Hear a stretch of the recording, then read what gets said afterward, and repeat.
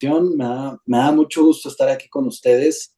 Escucho por mi papá de la labor que hacen y los felicito. La verdad es que los felicito. Están haciendo una labor que es muy necesaria para el tema que voy a intentar abordar. En la medida de lo posible, entiendo que no siempre es posible, pero me hace ilusión, me entusiasma poder escucharlos y poder verlos cara a cara, saber, tener un poco de feedback de lo que voy conversando y planteando, cómo van reaccionando a todo ello. Así que si se animan y les es posible encender sus cámaras, se los voy a agradecer mucho para que la experiencia de esta sesión sea más rica para cada uno, pero también para los demás, o sea, para el grupo en su conjunto. Muy bien, pues dicho esto, vamos a empezar. Entonces, me han pedido un tema muy interesante, que es el tema del crecimiento social. O sea, ¿qué es eso de crecer socialmente? Y, y para entender este tema, lo primero que hay que conseguir hacer es, es entender que estamos ante una multitud de problemas sociales. Hay muchos frentes. Perdón, ¿fui yo el que se desconectó o fueron todos? No sé. No, Bien, fue usted. ok. Pues aquí estamos. Bien, entonces decía que para entender el problema de la crisis del crecimiento social hay que partir del mayor realismo posible. Y creo que a nadie se le escapa que el momento histórico en el que vivimos es un momento de mucha complejidad, de una gran multitud de problemas sociales. Si yo les preguntara a cada uno de ustedes, bueno, ¿cuáles, ¿cuáles son, hagamos una lluvia de ideas, cuáles son los problemas sociales a los que nos enfrentamos nosotros continuamente? Pues podríamos mencionar muchos en realidad. Hay muchos problemas. Yo pues vivo en la ciudad capital, en la Ciudad de México, y me acuerdo cuando era niño, eh, pues no sé si así lo aprendí por la idiosincrasia de la ciudad, pero lo que pensaba un norteño promedio cuando yo era niño, en los años 80, es que la mayor parte de los problemas del país tenían un origen y un destino. Y eran principalmente la Ciudad de México, ¿no? Pues yo que vivo aquí, he podido comprobar lo apasionante, lo interesante que es esta ciudad, pero al mismo tiempo lo conflictiva que es. Es una ciudad un poco que conjunta lo bello con lo monstruoso, lo mostrenco, lo, mm, lo caótico, ¿no? Vivir aquí es síntoma, es sinónimo, perdón, de malvivir. Es decir, con frecuencia se malvive. ¿Y qué significa esto? Pues esto significa que hay una multitud de problemas sociales, un montón de problemas interconexos que, que difícilmente nos podemos hacer cargo de ellos. Pensemos, por ejemplo, en el problema del tráfico, para ir así por lo más ordinario, ¿no? Pues las ciudades, hoy básicamente cualquier capital de México se ha vuelto altamente problemática en términos de vialidad, muy, muy problemática. Incluso, pues, no tenemos que ir tan lejos como pensar en Monterrey, Ciudad de México, Guadalajara, altamente problemáticas.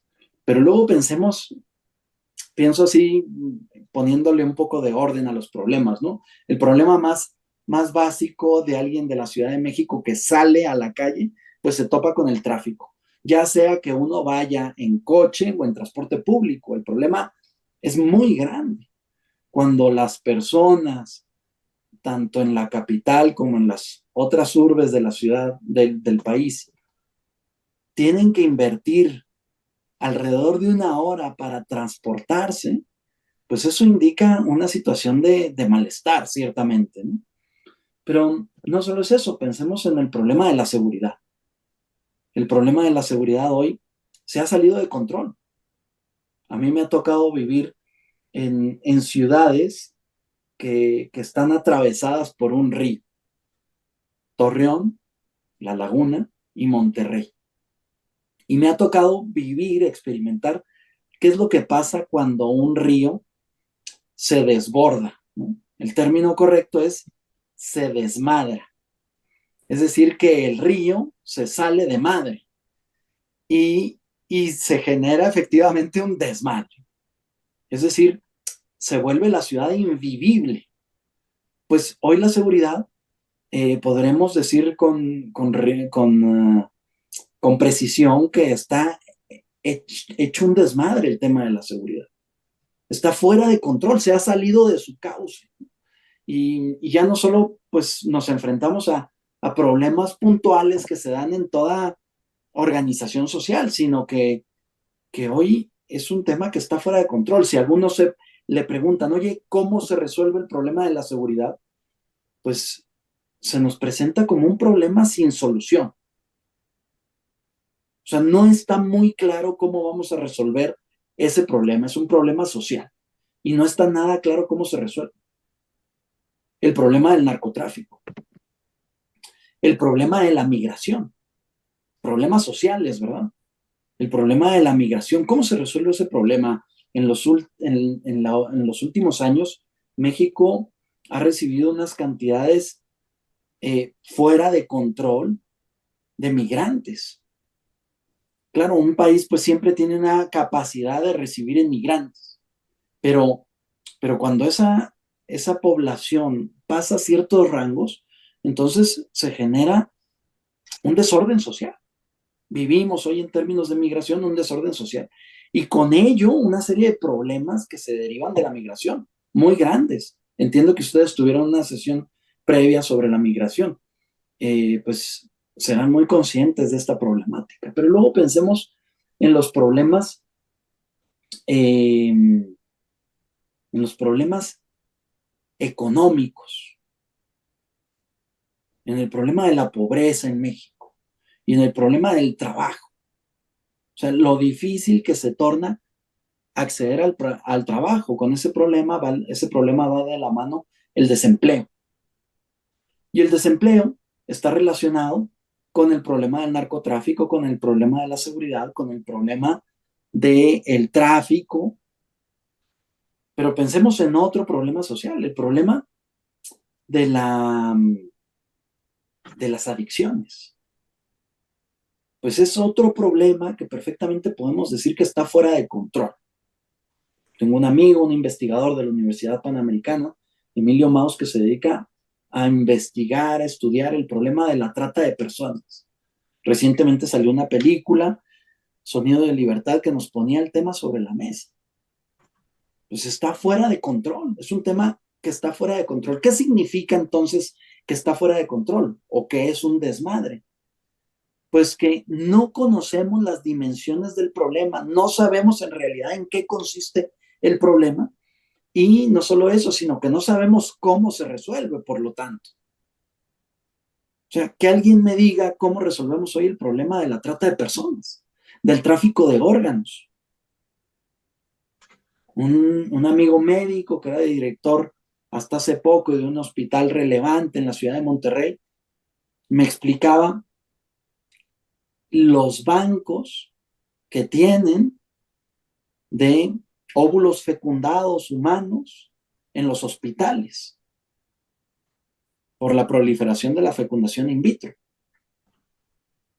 Pues bancos de óvulos fecundados en los hospitales que no se sabe qué hacer con ellos. O sea, no sabemos las dimensiones porque no hay conciencia del problema, es un problema ciertamente, no hay legislación al respecto, está fuera de control, se ha salido de madre. Ya no sabemos ni siquiera medir las dimensiones del asunto y no sabemos tampoco cómo resolver el asunto. Pensemos en la disfunción familiar. El problema de la disfunción familiar en México. Las tasas de divorcio, por ejemplo, ¿no? Más allá de la historia personal de cada uno, pues es obvio que nadie se casa para divorciarse. Aquello no tiene ningún sentido, ¿no? Luego, si la vida se complica y etcétera, pues cada historia es digna de ser considerada, por supuesto, pero hay un alto nivel de disfunción familiar.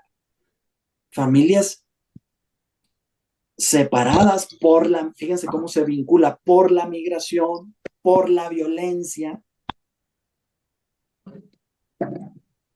por el problema de género. O sea, cosas que se salen de control, que alguno me diga cómo se resuelve hoy el problema de la disfunción familiar. Y claro, todo mundo, a nadie se le escapa que ese es un problema, es un verdadero problema. O sea, muchos problemas educativos se derivan de la disfunción familiar. Muchos problemas educativos se derivan del el problema afectivo en el que vivimos hoy, sobre todo en las últimas generaciones, las generaciones de jóvenes, pero también de adultos. Unos grandes niveles de inmadurez, de incapacidad de responder hacia el mundo del trabajo. El mundo empresarial dice, oye, es que no encontramos mano de obra capaz. Y esa mano de obra capaz tiene que ver con las capacidades de compromiso que es capaz una persona, valga la redundancia, de adquirir.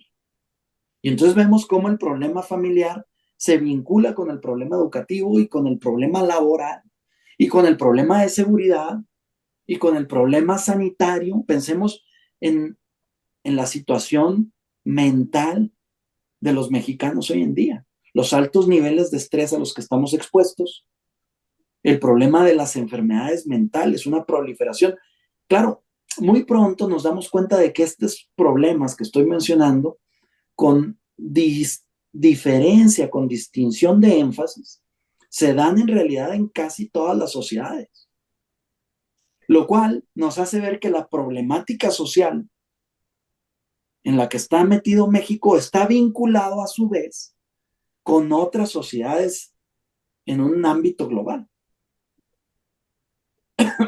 Dicho esto, pues se complica mucho más la situación, porque desde esa perspectiva perdemos ya mucho más las dimensiones de los problemas. Los problemas se ensanchan, se amplifican de tal modo que se vuelven altamente complejos. Y, y si nos ponemos a reflexionar sobre el asunto, o sea, lo que estoy queriendo poner sobre la mesa es que estamos en una crisis social. Es decir, hay una desarticulación, podríamos decir, ya pasando a otro plano, pues una desarticulación del tejido social por diversos motivos. Motivos históricos, motivos sanitarios, motivos de seguridad, motivos educativos, motivos familiares, motivos económicos, pero una desarticulación del tejido social. ¿Qué significa una desarticulación? Pues desarticulación en este sentido significa enfermedad, o también podemos plantearlo en términos de muerte. O sea, ¿qué le pasa al cuerpo cuando se desarticula? Dicen los biólogos que a partir de los 30 años, siento comunicarles esto, todo es de bajada. Todo es de bajada. Es decir, el cuerpo va dando de sí. Si antes estaba creciendo, ahora empieza a envejecer. Lo que pasa es que ese proceso es muy gradual, es muy paulatino y termina con la muerte. Con la muerte. ¿Qué le decimos qué le decimos con todo respeto para las abuelas? Mijito, es que me duele la espalda. Abuela, es que te duele todo. Es que te duele todo. Es decir, que nos vamos desmoronando, ¿no? Pues lo mismo pasa, la misma analogía se puede transportar a la dinámica social. O sea, la dinámica social se fortalece en la medida en que sus miembros están articulados y funcionan orgánicamente, o mengua en la medida en que se desmorona. Hoy tenemos un problema sin duda de vitalidad social. ¿Por qué? ¿Por qué vitalidad social? Pues si bien el mexicano promedio tiene grandes impulsos para, para moverse hacia adelante, al mismo tiempo se encuentra en ese movimiento hacia adelante para llevar el curso de su vida, se encuentra con múltiples problemas que le salen al paso. Podemos definir en este sentido al hombre como un resolvedor de problemas. El hombre en la vida social es un resolvedor de problemas. Estamos continuamente resolviendo problemas. Sin embargo, cuando los problemas son demasiados, y no solo son demasiados, sino que están interconexos, y no solo están interconexos, sino que por su interconexión se presentan como un solo problema global, pues entonces el ciudadano promedio se encuentra ante una situación de perplejidad. ¿Cuál es la característica del sentimiento de perplejidad? Pues es la incapacidad de la inteligencia de resolver los problemas. Hay como una cierta perplejidad. O sea, resolvemos nuestros problemas ordinarios, pero no tenemos nada que decir ante los problemas sociales. O sea, yo soy capaz de resolver mis problemas, dormir a mis hijos, ordenar mi casa, hacer el mandado, administrar mis recursos. Soy capaz de resolver esos problemas, pero ante la vida social estoy perplejo. O sea, no sé qué decir. Guardo silencio, me retraigo. Sí, efectivamente, es una especie de burnout. O sea, pero un burnout no tanto mental, que se da también, sino social. O sea, una sociedad quemada, cansada, que ante los problemas sociales se arruga, se encoge, se retrae.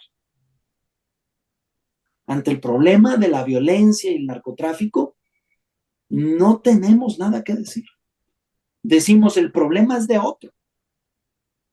Decimos que venga el Estado y lo resuelva. Quiere decir que no hay poder social, sino que es otro el que tiene que resolver el problema. No hay poder social. Nos retraemos, hay una cierta parálisis social en ese sentido. O sea, muchas cosas están pasando, pero en el ámbito social los problemas van creciendo. Porque si yo les pregunto, oye, el problema de la migración, ¿crece o disminuye? Pues ciertamente va creciendo. Y el problema de la inseguridad va creciendo. Y el problema de la corrupción, que no lo he mencionado, va creciendo. Una gran fragmentación social. Un cierto estado de crisis como global. Es decir, no tengo una crisis puntual, sino como que vivimos en una dinámica de crisis. Y cuando se vive en esa dinámica, entonces se pierde la conciencia. Cuando se habla de la llamada conciencia ciudadana, pues precisamente es la situación en la que estamos. Porque no es que tengamos oye, de pronto en México surgió una crisis de violencia. Ah, bueno, pues es un asunto puntual que se puede abordar y que se pueden encontrar estrategias para resolver, porque es mínimamente manejable. Sin embargo, cuando ese problema está vinculado a otro y a otro y a otro y a otro, entonces nos hace estabilizarnos, esta es la palabra, estabilizarnos en la situación de crisis. Fragmentarnos establemente. Hay un sociólogo polaco muy famoso que se llama Zygmunt Bauman, que entre otros libros, así como relevantes, tiene uno que se llama La sociedad líquida.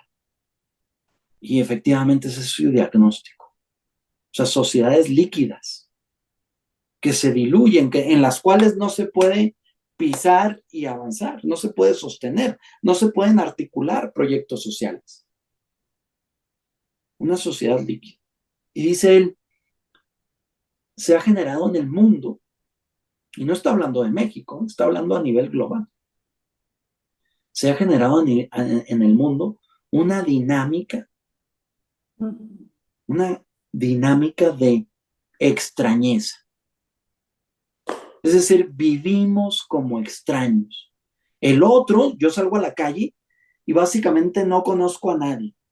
Y si conozco, en realidad el otro es un extraño para mí. Pensemos, sobre todo en las generaciones más jóvenes, ¿cuántos conocemos a nuestros vecinos? O sea, hay una dinámica de movilidad tan grande que ya la gente no se preocupa por conocer a sus vecinos. Claro, cuando tienes un problema de inseguridad en la calle, frente a tu casa, no hay vecino que te proteja. El vecino, como tú eres un extraño para él y él es un extraño para ti, pues el vecino se repliega.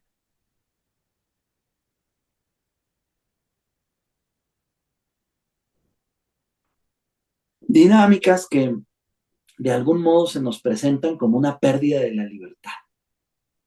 Porque cuando yo estoy solo en la sociedad, experimento un cierto grado de esclavitud, de soledad, de pérdida de la libertad. O sea, mi posibilidad de desplegarme, de crecer, se anula. Si las familias, por ejemplo, en un colegio están fragmentadas, están heridas, están lastimadas, son disfuncionales, claro que los procesos educativos, o sea, yo no puedo esperar colaboración de las familias, de los padres de mis hijos, de los padres de los compañeros de mis hijos. No puedo esperar coordinación. ¿Qué coordinación? ¿A qué coordinación puedo aspirar?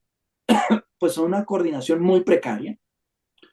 Y entonces la aspiración a los grandes ideales de la educación se desvanece. Ya solo puedo aspirar a que mi hijo aprenda matemáticas, a que mi hijo comunique bien en público, a que mi hijo hable chino mandarín. Pero a los grandes ideales de la educación, a que mi hijo sea un hombre bueno, ¿cómo puedo educarle, ayudarle a que sea un hombre bueno en una sociedad fragmentada? ¿Qué es lo bueno? Pues lo bueno es mi bien particular. Y entonces me sigo fragmentando cada vez más. Es decir, no entiendo lo que es el llamado bien común. En una sociedad fragmentada, el bien común no comparece. No se sabe qué es el bien común porque no se participa de él. ¿Cómo puedo yo añadir al bien común si estoy fragmentado de él? Estoy aislado. Me dedico, ¿qué es el bien común? Pues tiene que ver el bien común de entrada con esos problemas sociales comunes. Y tengo que enfatizar comunes porque ya sociales de por sí es común, pero tengo que enfatizarlo porque se pierde la perspectiva de que son problemas comunes. Y entonces hoy el mexicano promedio piensa que el problema del narcotráfico es problema de alguien más. Y el problema de la disfunción familiar es problema de alguien más. Y el problema de las adicciones es problema de alguien más. Y el problema de las enfermedades mentales es problema de alguien más. Y el problema de la corrupción es de alguien más, no es mío. Entonces, claro, esos problemas no hacen más que crecer. Es lo que los sociólogos llaman la complejidad. ¿Qué caracteriza una situación compleja socialmente hablando? Pues, primero que nada, uno, la segmentación organizacional. Es decir, que las organizaciones están demasiado segmentadas. La Cruz Roja no tiene nada que ver con el Poder Judicial y el Poder Judicial no tiene nada que ver con la Coparmex y la Coparmex no tiene nada que ver con la Asociación de Padres Nacional. Es decir, están fragmentadas las organizaciones sociales, hay demasiada segmentación. sea, el empresario piensa que no tiene nada que ver con los procesos de las brigadas de salud, o piensa que no tiene nada que ver con los programas de vivienda digna. Y el Poder Judicial piensa que no tiene nada que ver con el problema del narcotráfico o con el problema de la educación. Es decir, organizaciones segmentadas, así como los individuos nos segmentamos en el barrio, en el vecindario, también las organizaciones sociales se segmentan. Y entonces no hay coordinación. Segunda característica de una situación compleja, segunda característica de una complejidad social, es decir, altamente problematizada, los efectos perversos de la acción humana.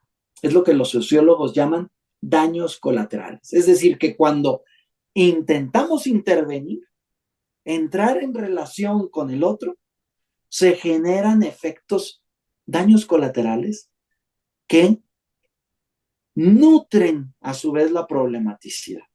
Pensemos en la actividad empresarial. Vamos a construir una industria en este pueblo.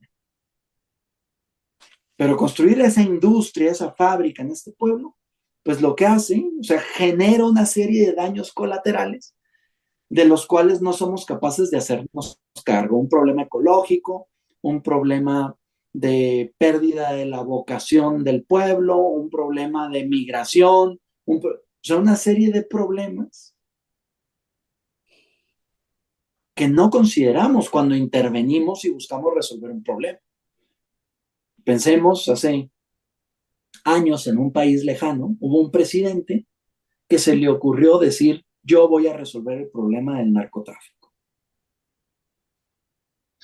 Primera acción de gobierno, frente a Palacio Nacional, toma el micrófono y dice, subo el salario al ejército. Segunda acción de gobierno, doy instrucciones al ejército para que tome mi pueblo natal. Y a partir de ahí, tomó el ejército todo el país. Un país militarizado, en cierto grado. Y los efectos perversos. Es decir, intentando intervenir en la realidad, en la situación problemática, genera una serie de daños colaterales que soy incapaz de medir. Segundo, efectos perversos. Tercero, la anomia social. La anomia social, es decir, como un decaimiento de los recursos morales de la sociedad. Una especie de situación de estupidez social. Una ausencia de criterios normativos que permiten organizar la sociedad. Los juristas dirían la pérdida del Estado de Derecho, pero es mucho más que esto. No solo es la pérdida del Estado de Derecho. Es un caos normativo que tiene que ver, por ejemplo, con la corrupción, que tiene que ver con el desorden social. Cuarto elemento, el hundimiento de las instituciones. El hundimiento de las instituciones, es decir, un deterioramiento, especialmente de tres instituciones: de la empresa, de las instituciones educativas y de la familia. Una situación así, podríamos decir que hay dos fases de la situación. Es una situación que es de ignorancia e inconsciencia, es decir, una serie de problemáticas sociales en las cuales yo no me entero y no participo. Y la segunda fase es una fase de conciencia crítica. Es decir, se adquiere una conciencia de la crisis, pero no se sabe cómo resolver. Es como una situación de desesperación. Hoy en México hay gente que tiene fino y profundo grado de conciencia de la crisis social que vive el país. Sin embargo, no sabe qué hacer. Y si propone alternativas, son propuestas fragmentarias, disfuncionales. Conciencia crítica. Hay un cierto sector de la sociedad que se dedica a eso, a disparar, a denunciar, a criticar, pero tiene muy poca capacidad de solucionador de problemas. De tal modo que nos damos cuenta de que la crisis social que vive el país no es solo una crisis social, sino que es una crisis de las personas en concreto, lo que podríamos llamar una crisis antropológica. Es decir, allí hay como una disfunción en el ser humano. O sea, el ser humano se ha vuelto contra sí. No es solo que haya una serie de problemas y de enemigos allá afuera, sino que yo mismo me he tornado problemático, porque si pensamos, nosotros los que estamos aquí, unos más y otros menos, nutrimos la propia problematicidad social, si no en un sentido, en el otro, porque la complejidad es tan grande, la multitud de problemas es tan amplia, que si no es en un sentido, entonces es en el otro. Es, fíjense, ahora que mencionan ahí en los comentarios Agustín Laje, a mí me parece que con frecuencia, o sea, que parte de esta crisis en la que estamos es pensar que el problema está ahí, como si hubiese una serie de mafiosos que se han encargado de destruir al país. Y no nos damos cuenta, y por lo tanto decimos el problema es de otro. Y no nos damos cuenta de que nosotros nutrimos el problema.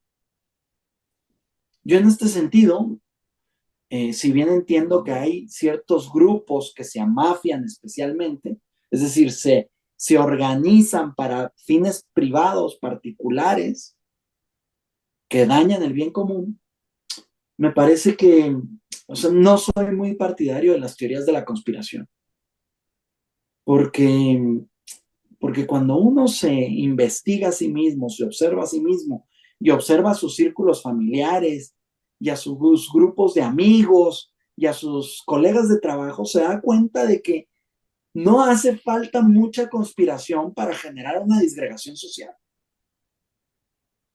Es decir, que somos nosotros mismos los que nos autofragmentamos. Somos nosotros mismos los que no conocemos a nuestros vecinos, los que nunca los hemos invitado a nuestra casa y compartir la vida en común, los que no participamos en las grupos.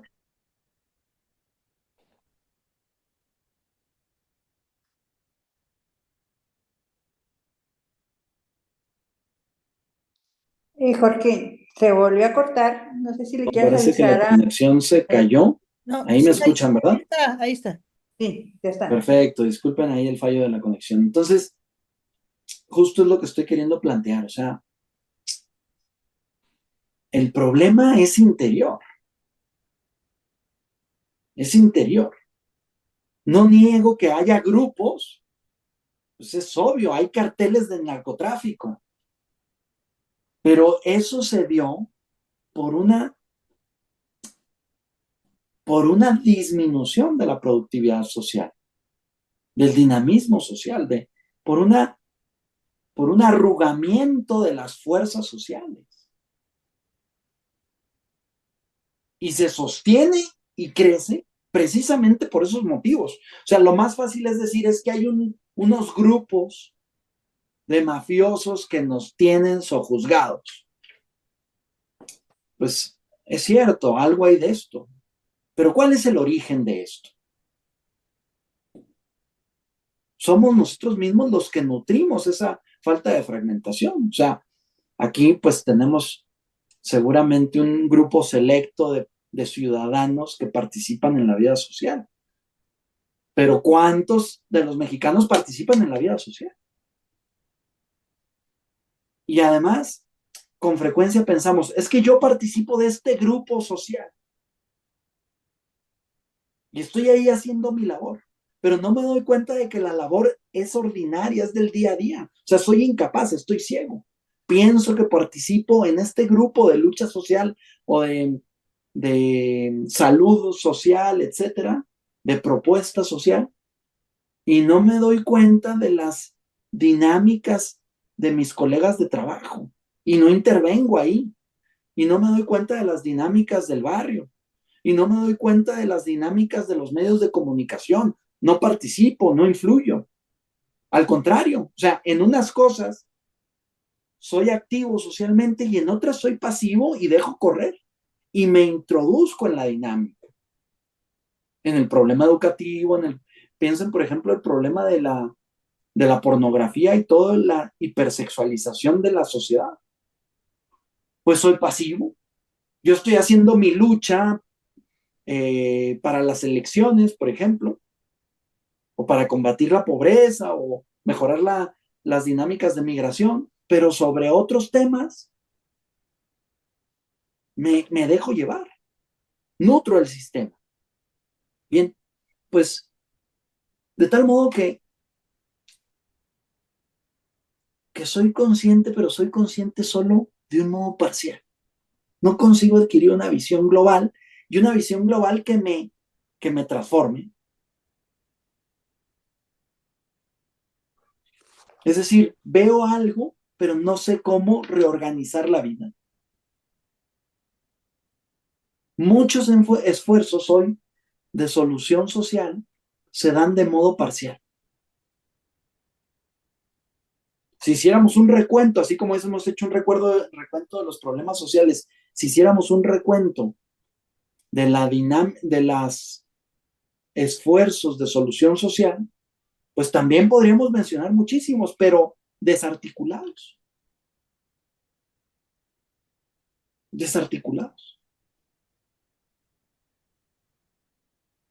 Hay como una especie de miedo social, de miedo social,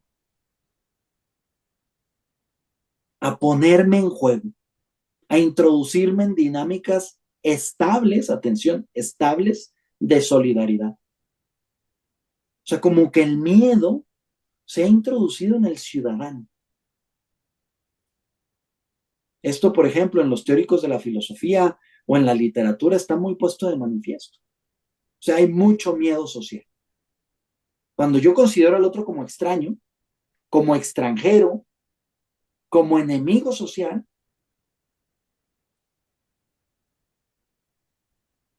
de algún modo le tengo miedo. O sea, no sé cómo entablar el diálogo, cómo interrelacionar con esa persona, cómo hacer equipo. Y entonces voy introduciendo en la dinámica social una serie de mentiras sutiles, muchas veces sutiles. Cuando yo digo es que ese es el problema del Estado, pues ahí se asoma una mentira sutil, porque yo me estoy excluyendo de la solución del problema social. Introduzco una mentira.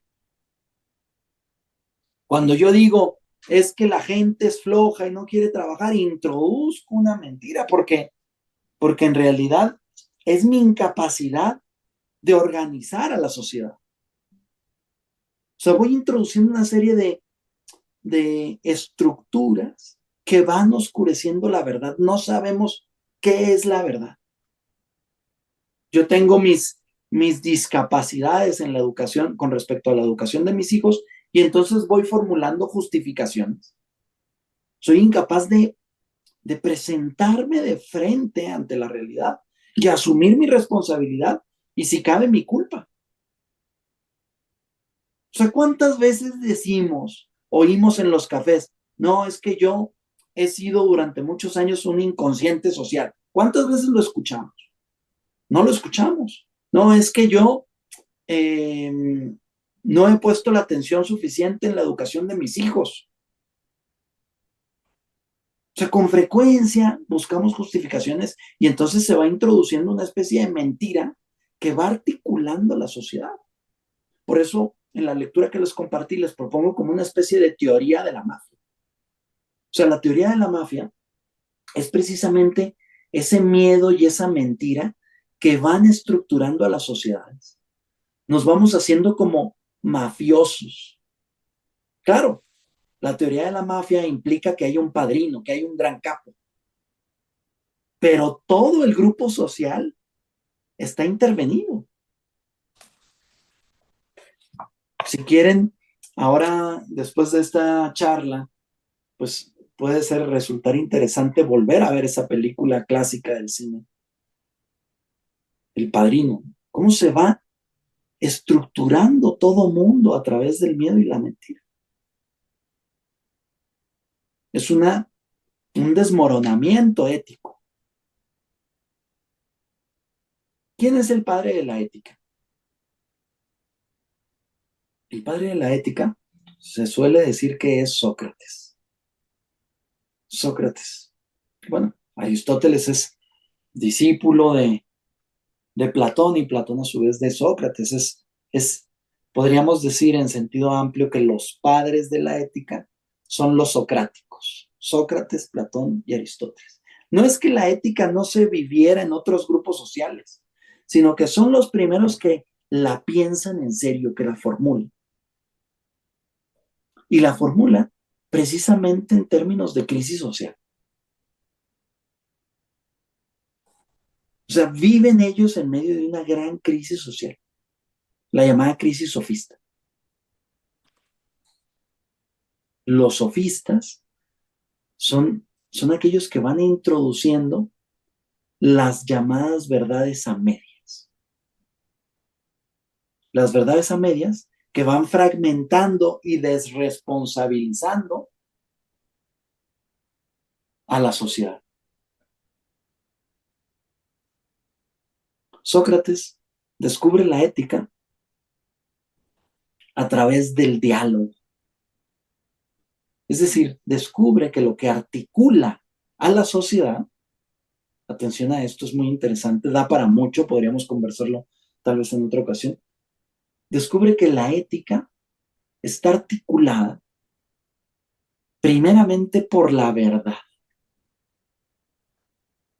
La verdad. Dicen los buenos psicólogos que sin verdad no hay sanación.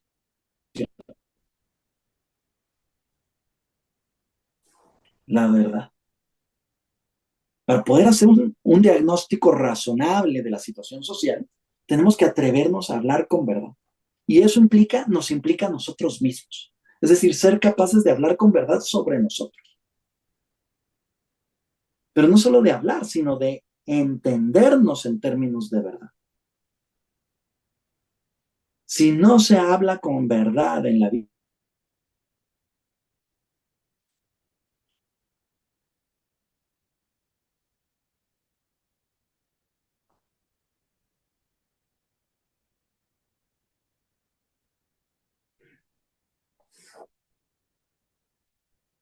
Creo que se quedó Congelada la imagen. congelada.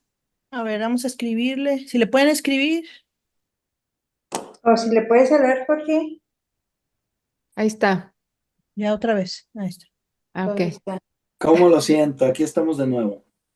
Bien, pues decíamos que el primer eje que articula la sociedad es la verdad. Y el segundo eje es el bien. Pero la verdad entendida no como algo particular. Dice Antonio Machado, ese gran poeta español. Mi verdad, tu verdad, la verdad. Y ven conmigo a buscarla. Y ven conmigo a buscarla hace toda la diferencia. Porque hay gente un poco fundamentalista que habla de la verdad de un modo que la posee esa persona. Y entonces la verdad se identifica básicamente con mi verdad. Es decir, me refiero a la verdad, pero una verdad de la cual no sé, una verdad común o global, pero con la cual no sé cómo relacionarme, es decir, no sé cómo se accede a esa verdad? Pues dice Machado con mucha sabiduría: tu verdad, mi verdad, la verdad. Y ven conmigo a buscar. Es decir, que es algo que se busca, que no se posee de antemano y que se busca en compañía. Es decir, que se busca a través del diálogo. Es la noción griega de diálogo. O sea, ¿cómo se articula la sociedad? Con una apertura de las inteligencias, una apertura mental. O sea, ¿cómo conseguimos generar una cohesión social? Necesitamos abrir nuestras mentes. Es decir, el logos compartido, el logos común. Sócrates es un filósofo que dialoga. De hecho, conocemos su filosofía a través de los llamados diálogos de Platón. Es alguien que dialoga. Y si uno lee los diálogos de Sócrates, se da cuenta, los diálogos de Platón, se da cuenta de que Sócrates dialoga con gente muy necia. Mande. Porque hay gente que solo quiere dialogar con los que piensan como él, como ella. No, pues eso no es diálogo. Ahí no hay diálogo, ahí simplemente hay compatibilidad.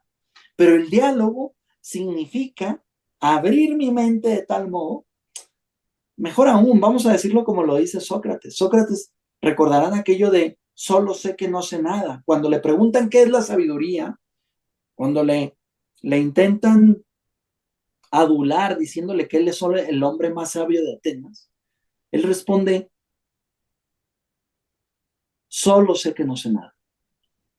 Es decir, nos dice lo que es la sabiduría. La sabiduría, cuando alguien no, o sea, obviamente él era un hombre muy sabio, pero ¿en qué consiste la sabiduría? En no darse por sabio y por lo tanto preguntar, abrirse al diálogo. Tenemos el reto de introducir en la dinámica ciudadana, en la dinámica social, la pregunta. O sea, con frecuencia no preguntamos, sino que damos por hecho, suponemos. Y el primer paso para abrir la mente es preguntar, es decir, reconocer interiormente que el otro sabe algo que yo no sé, incluso el necio, el idiota. Reconocer que el otro, que la verdad se accede en el diálogo, que se accede en común. Es decir, la verdad tiene un alto carácter social, no por consenso, sino dialógicamente, que no es lo mismo. Es decir, se descubre en la medida, Sócrates se convierte en un hombre sabio en la medida en que habla con los necios.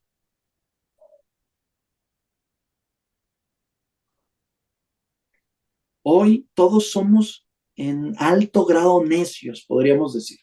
Es decir, pensamos demasiado en nosotros mismos, en nuestros intereses, en nuestro punto de vista, y tenemos muy poca capacidad de salir, de tender puentes, de dialogar. Claro, el problema es complejo porque es verdad, hay mucho necio por la calle, de tal modo que resulta muy cansado dialogar. Es muy difícil dialogar. Pero Sócrates nos da otra pista muy interesante. Se pregunta, ¿quién sufre mayor injusticia? ¿El que la comete o el que la padece? Entonces nos explica cómo funciona la sociedad.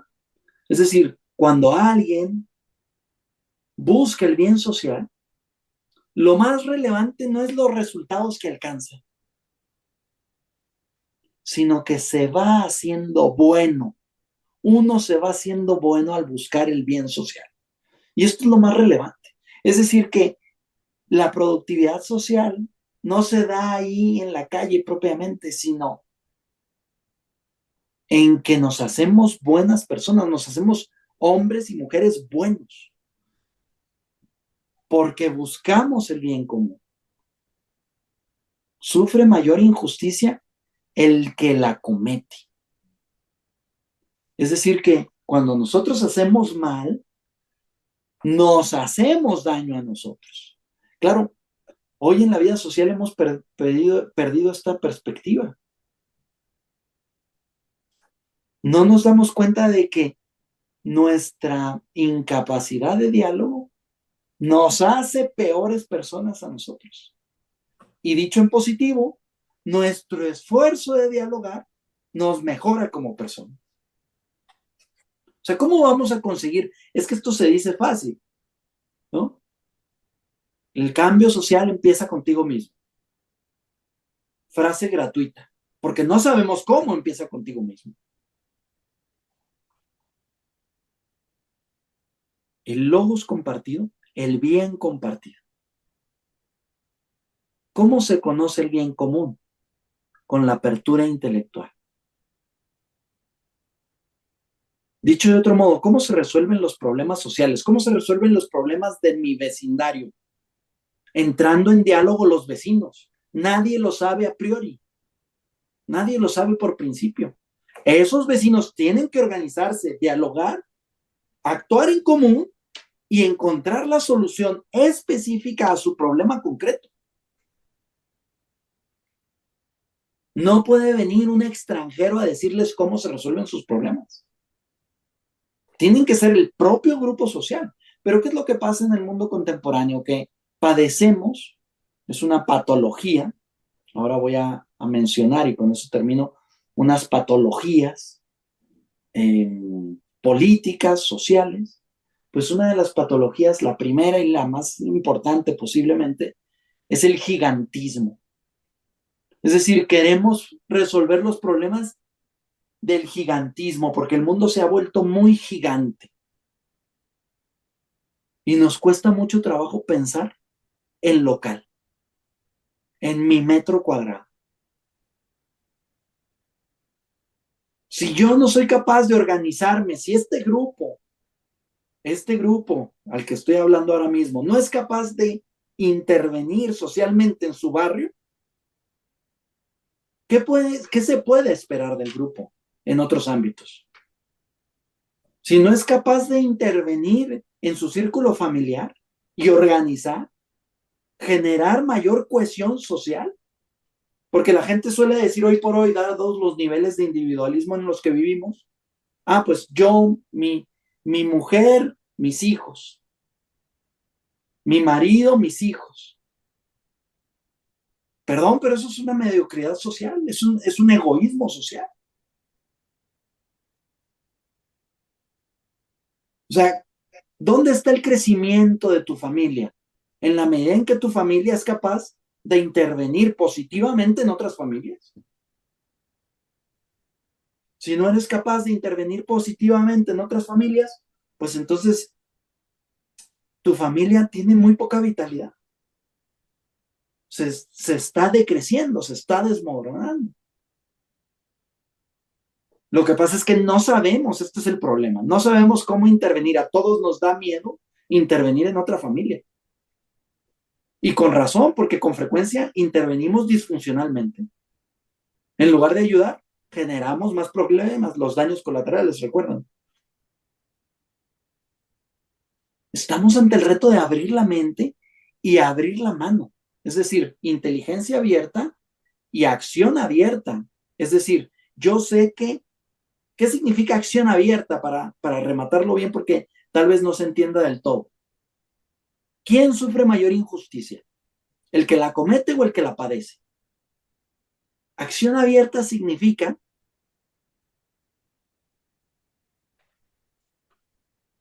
que el núcleo de la acción es interior. Y eso significa que la acción no es perfecta. O sea, que yo busco un resultado positivo, pero no siempre lo consigo. Pero lo que sí puedo conseguir es hacerme mejor. Y entonces, por lo tanto, al hacerme mejor, busco mejorar mi acción. Intervengo en la familia de otro y me doy cuenta de que mi intervención es disfuncional, pero como sé que no sé nada, es decir, que mi acción es imperfecta, entonces busco mejorarla y mejorarla y mejorarla. Y eso es lo que se llama las virtudes sociales. O sea, cuando una familia interviene en otra y viceversa, se van generando virtudes sociales, cohesión social. Y la intervención, que es disfuncional de inicio, va mejorando, va mejorando, va mejorando, va mejorando. Y conforme va mejorando, se van viendo los puntos en común. Es como el matrimonio. Cualquiera que ha cometido matrimonio sabe que es difícil relacionarse en el matrimonio. Es decir, hay un reto de adquirir una inteligencia común. Los matrimonios ya muy conseguidos suelen ser ya ancianos. Básicamente solo se voltean a ver. Es decir, ya hay una inteligencia muy, muy, muy compartida. Las palabras sobran de algún modo.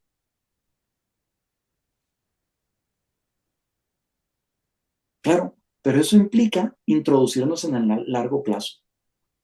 Si nosotros no somos capaces de introducirnos en el largo plazo, entonces no hay tejido social, no hay sociedad que lo soporte. El bien y la verdad, pero el bien y la verdad comunes. Y ven conmigo a buscarla. Es decir, vamos interviniendo sin cansarnos. Es un ping-pong el juego social y entonces se van adquiriendo virtudes sociales. Decía un gran maestro mío, Rafael Alvira, un filósofo político, es que así se generan las instituciones. La familia es institucional en la medida en que se organiza con otras familias, se vuelve institución. Y las instituciones son las virtudes sociales.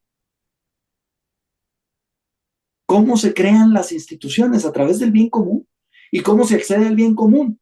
Con la apertura de logos, con el diálogo y con la acción dispuesta a verificar continuamente, a mejorar, a ir y venir. Y por lo tanto, a incorporarse, a integrarse a las acciones de los demás. Les proponía ahí en ese texto que les compartí lo que llamo las 7 patologías político-sociales. Y creo que tenerlas en el radar, a modo de conclusión, nos puede servir para ir generando el crecimiento social. Lo primero es el estatalismo o gigantismo, también le he llamado gigantismo porque se da también en las empresas, ¿no? O sea, esa patología de pensar que la vida social es gigante, es el Estado, ¿no? ¿Quién es el que resuelve los problemas sociales? El Estado. Es como una enfermedad. Claro, si el Estado lo resuelve, entonces, ¿qué sentido tengo yo como ciudadano? Yo soy una mera pieza del tablero. Hay como una inflamación mental en el ciudadano promedio. ¿Quién es el gran resolvedor de los problemas? El Estado. ¿Quién es el culpable? El Estado. ¿Y yo no tengo nada que ver. Segundo, la partidocracia. Es decir, la lógica de partido, más que la partidocracia, la lógica de partido, es decir, de grupitos. Esto se da yo ahora que estoy mi momento de la vida es participar en los grupos de padres en el colegio de mis hijos, ¿no? Pues, ¿cómo se hacen los grupos? Es decir, vamos buscando como bienes intereses particulares, segmentados, incapaces de ver el bien común. En este sentido, en la dinámica política, el partido es un error de principio. Lo que pasa es que nos cuesta mucho, se ha dogmatizado tanto el Estado y con el Estado el partido, que pensamos que no se puede hacer política o dinamismo social al margen de los partidos. O sea, hay una especie de monopolio de lo político por la partidocracia. Y nos da miedo pensar fuera de la caja. Nos da mucho miedo. Nos da mucho miedo promover alternativas que se salgan de ese esquema. ¿Y por qué nos da miedo? Porque a corto plazo no van a funcionar. Claro, pero es que la actividad social, el crecimiento social, no es a corto plazo. El crecimiento social es de largo plazo. El miedo y la mentira como método, tercera patología, es decir, hemos interiorizado el miedo y la mentira y lo usamos como método de diálogo, como método de gobierno. Cuarto, la segmentación de las organizaciones, ya lo he mencionado. Quinto, el desmantelamiento institucional. Presenciamos hoy en México un gran desmantelamiento de las instituciones. Claro, eso es un deterioro social, es una patología. Tenemos que conseguir prestigiar las instituciones y mejorarlas, obviamente. Sexto, la incapacidad de diálogo, de la que ya hemos hablado, la incapacidad de abrir nuestras mentes y entrar en diálogo con el otro. Y séptimo, y muy importante, el oscurecimiento vocacional, tanto de las personas como de las sociedades. No sabemos cuál es nuestra vocación social. ¿Qué es lo que yo puedo aportar al juego social? Y tampoco sabemos qué es lo que esta ciudad puede aportar, este pueblo. O sea, ¿cuál es mi rol en el juego social? Bien, pues con eso terminamos. Muchas gracias por la atención. Estoy atento a escuchar sus comentarios, sus preguntas con todo gusto.